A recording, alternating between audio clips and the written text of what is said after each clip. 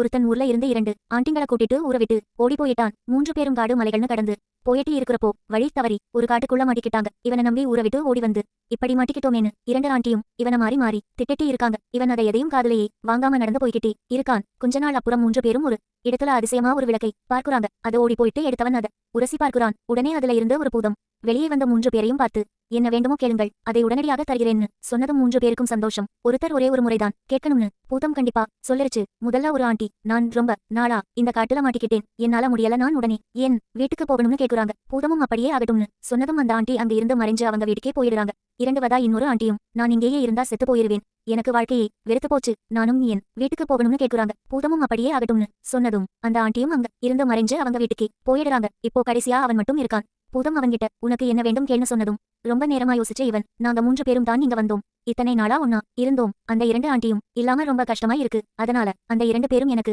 திரும்ப வேணும்னு கேக்குறான். பூதமும் அப்படியே ஆகட்டும்னு சொல்லிட்டு மறைந்து போகுது.